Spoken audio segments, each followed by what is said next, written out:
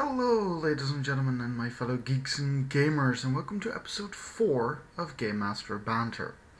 In this episode, I want to talk to you about archetypes, specifically player or monster archetypes, so that in future reference, when I use the term, for instance, tank or scout, that everyone will know what I refer to. Now, there are several different ways to have every archetype introduced, but in this video I will merely list the type of archetypes that I personally use and a short description of what each of them do. I will do a separate video on each and every separate archetype for a more in-depth study of what they are. Now, the first archetype is the tank, which is merely someone who is very sturdy and can take a lot of hits, usually to stand in the way of the enemy and the ally, so that the ally does not take the damage. Then we also have the support and the utility. Now, these are two different terms that are generally used in conjunction with each other, but do pose a very interesting question of what is a support and what is a utility. A support is someone who enhances or reduces stats or abilities of the party or the enemy. Utility is someone who can change the way things work. Like, instead of opening a locked door, merely use a spell to pass through the door. Or instead of trying to hack a terminal, use a security spike and hack it instantly. We also have the term glass cannon and burst blaster.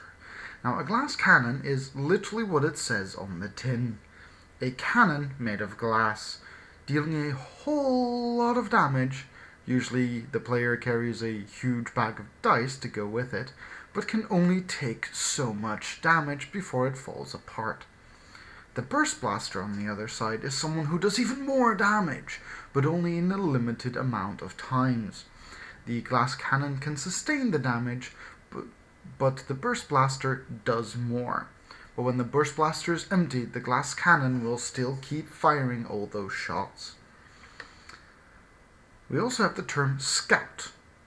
Now, scout is simply a scout that usually goes forward, sneaks around a bit, and marks everything on the map that is useful to know. Not very useful in combat, but very useful around combat. We also have the Minion Master. Minion Master is usually someone with a lot of minions, or one really strong one. A Minion Master generally is regarded as a necromancer. But I have also seen different classes or races or whatever to be used for a Minion Master, like a druid with like 4 or 5 animal companions, or the mechanic who has built himself a sturdy droid. We also have 3 separate terms that aren't exactly archetypes, but do fall under the category of what needs to be known for the purpose of archetypes, which is battlefield control, the dedicated one, and the face. Battlefield control controls the battlefield by means of webbing or entangling enemies, or just changing the battlefield entirely by terraforming the area that they're in. The dedicated one. Now, there is a specialist. The dedicated one does one thing, but he does it well.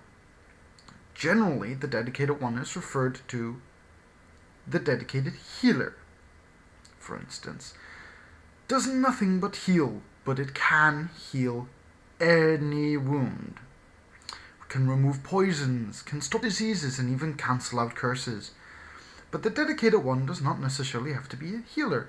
There's also, for instance, the dedicated arcanist, which is so dedicated to studying all forms of magic that he has come across all forms of magic and knows how to wield them, if not only use them for the benefits of himself.